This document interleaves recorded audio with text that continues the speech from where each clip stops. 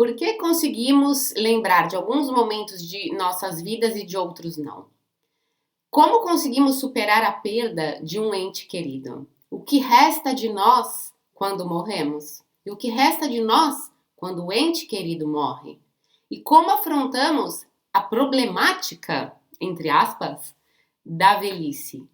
São desses assuntos que eu quero conversar hoje com vocês. Pessoal, meu nome é Priscila, sejam muito bem-vindos nesse canal. Hoje quero conversar com vocês a respeito do último livro escrito por Paul Auster, que é Baumgartner, esse aqui. Eu, infelizmente, conheci esse autor depois de sua morte, que foi em abril desse ano, de 2024. E só com sua morte eu tive curiosidade de entender um pouco das suas obras. Me arrependi extremamente, porque aqui nós estamos falando de um autor completo, um escritor, um poeta, aquele livro que descreve os acasos que acontecem na nossa vida, os imprevistos que acontecem na nossa vida e que nem sempre são negativos. É o modo certo, talvez, de encarar a vida. Que a gente encontra aqui nesse livro pode ajudar tantas pessoas, inclusive, a superar determinados momentos ou de encarar as próprias dificuldades, né?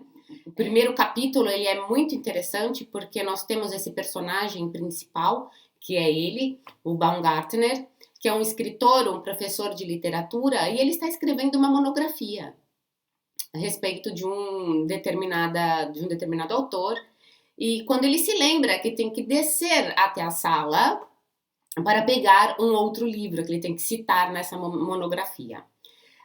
Quando ele está na sala, ele se lembra que precisa ligar para sua irmã. Então ele vai até a cozinha, onde está o telefone. Chegando à cozinha, ele percebe que esqueceu uma panelinha onde ele cozinhou os ovos de manhã, de colazione, de café da manhã, e estava queimando e se faz mal, ele machuca a mão.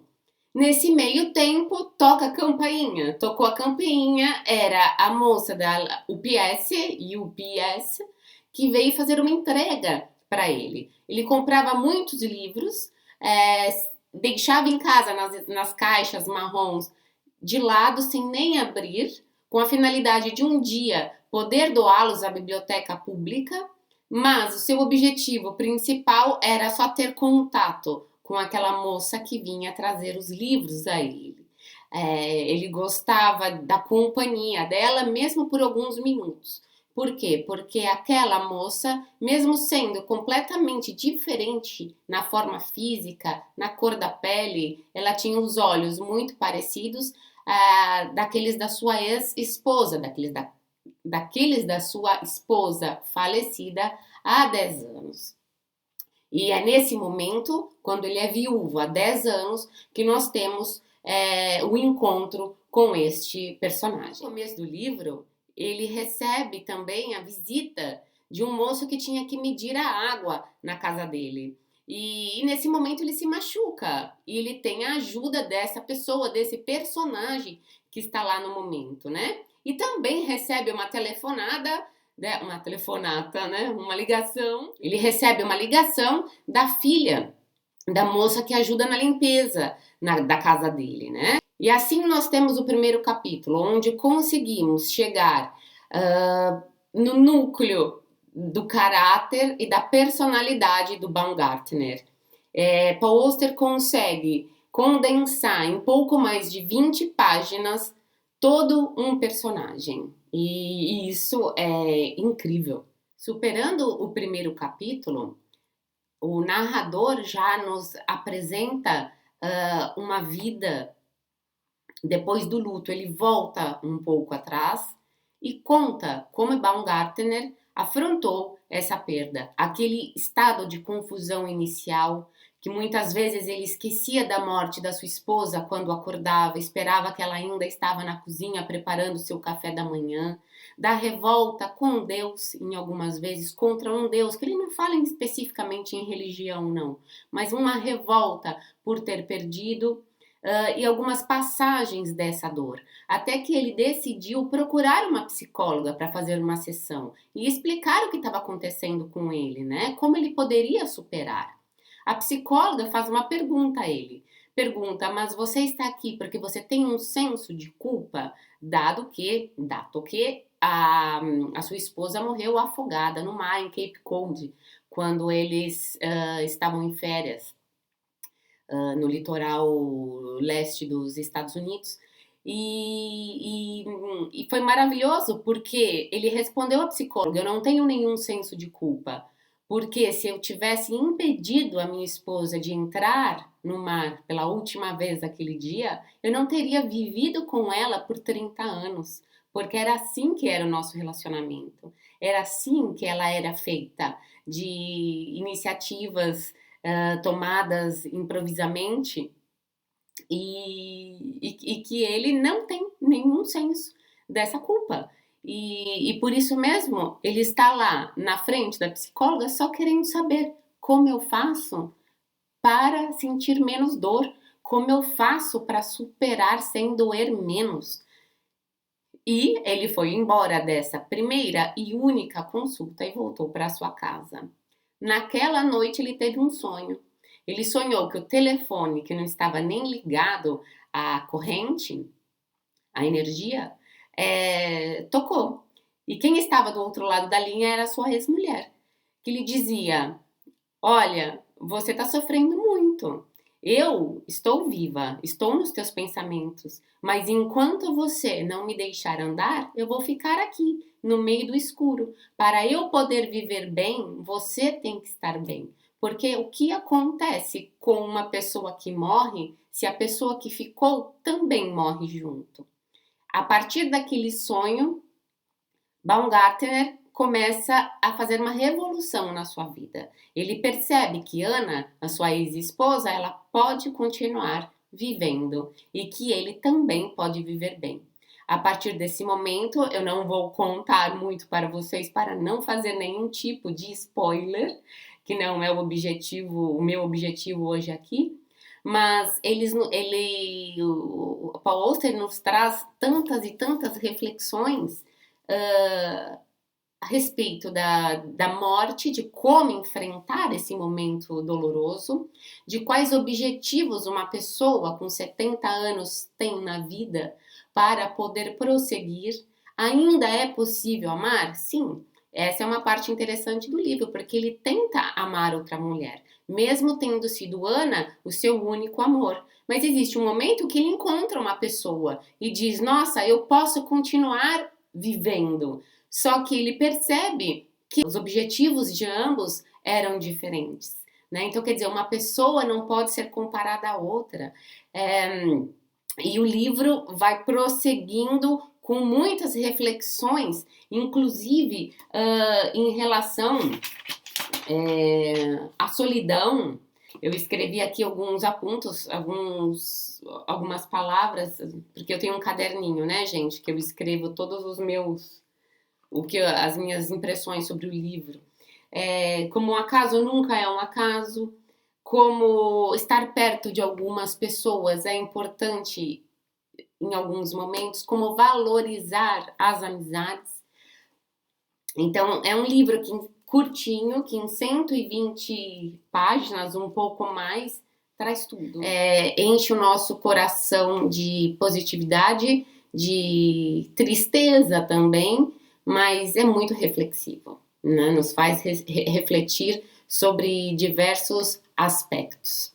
Algo que também me surpreendeu nesse livro é o modo em que Baumgartner conservava o escritório da sua esposa. Mesmo depois de tantos anos, aquele escritório, o espaço que ela tinha dentro de casa, ainda era intacto.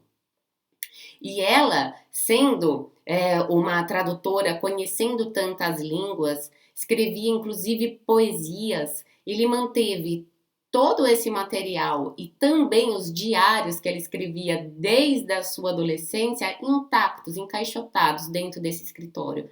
Quando ele decide tirar todo esse material para fora e começar a ler.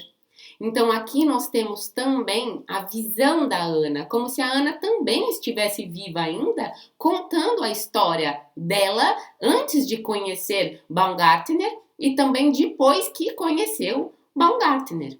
Então nós temos uma mistura de histórias, já sabendo que aquela moça, que aquela mulher tinha perdido a vida de um modo muito trágico.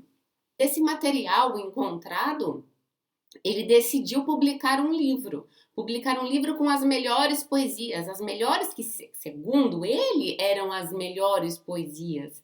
Mas não é bem assim, porque o livro, evidentemente, prossegue e aí teremos a entrada de outros personagens fazendo uma espécie de reviravolta nessa história. Além das reflexões de sua esposa, através dessas cartas, desse material que foi deixado, ele também escreve o próprio material, os próprios sentimentos. Em cartas, ele fala muito com ele mesmo dos próprios sentimentos. Por exemplo, ele esquece o zíper aberto da calça muitas vezes, ele começa a esquecer, aí ele sente a velhice chegando. Então tem muito também nesse livro do medo da morte. Nós temos também lembranças de sua vida com os pais, da sua infância, o porquê ele se lembra tanto de determinados momentos, de uma viagem que ele fez a Paris, de uma menina que ele encontrou no trem, o que aquela lembrança para ele com 70 anos significa. Então é um livro que é completo, que são 120 páginas de uma leitura fluida, tranquila e que realmente te lava a mente, te deixa em paz. Que você fecha o livro e fala, uau, foi essa a minha sensação, gente. É óbvio, é muito pessoal essa minha opinião, por isso que eu também quero dividir com vocês e, se possível, saber o que vocês acharam desse livro, se já leram ou não, se querem ler. Pode ser, inclusive, uma leitura feita de domingo, quem não tem tempo realmente de ler nada durante a semana, porque é um livro curtinho e é um livro que não é difícil, né? Que te tratei muito na leitura, nas palavras que Paul Auster usa aqui. Uma curiosidade do livro de Paul Auster aqui na Itália, que é esse aqui, é a capa, porque nós temos, é uma fotografia de Tim, espera, hein? Eu não sei dizer o nome dele. Tim Rocks, não conheço, olho su stampa, que representa, foi escolhida, né, essa fotografia, essa imagem foi escolhida pela Einaudi, que é essa edição em copertina, em capa dura, representando um senhor que está presente na atualidade lendo um jornal, mas sempre lembrando de seu passado aqui, sempre lembrando através de seu passado, através deste buraco, né, no meio do jornal. Então, quer dizer, estou vivo, mas ainda assim eu não consigo me esquecer daquilo que vivi. Maravilhoso. E para mostrar para vocês como que é essa edição também, para quem tiver curiosidade, mostro, tem essa sopa copertina e a edição ela é verdinha, clara, assim, em capa dura. Então, pessoal, para mim, nós estamos diante de uma obra-prima a respeito da dor da memória, da dor da saudade e de como nós podemos enfrentar uma situação igual a essa com a mesma energia do Baumgartner, que mesmo com 70 anos ele se achava jovem, ele se sentia jovem dentro, e é assim que ele prosseguiu depois o restante da sua história neste livro, com um final surpreendente, com um final maravilhoso. É óbvio que existem outras passagens muito importantes desse livro. Eu estaria aqui falando desse livro com vocês ainda por horas, porque eu realmente gostei muito e indico a todos. Mas eu gostaria, para finalizar, de ler um pedacinho, uma pequena frase, só para vocês sentirem o que temos aqui neste livro, tá?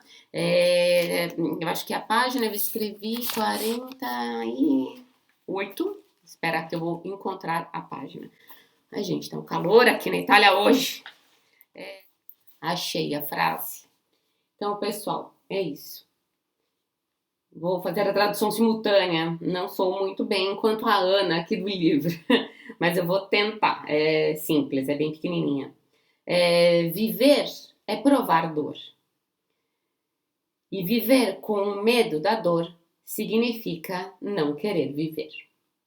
Isso é uma pequena frase, mas o livro ele é cheio de mensagens que te fazem parar naquele parágrafo específico e reler.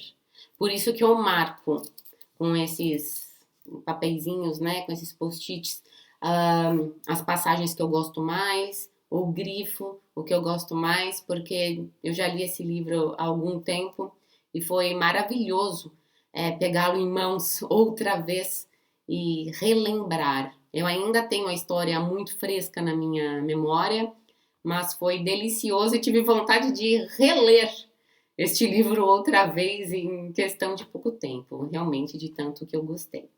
Então é isso, pessoal. Hoje foi essa a minha escolha para vocês. Espero que eu tenha dado alguma dica, que eu tenha inspirado alguém a ler essa obra genial. E por hoje é isso. Nos vemos, se vocês quiserem, no próximo vídeo. E mando um beijo forte, forte, com muito amor aqui da Itália, para esse meu Brasil querido.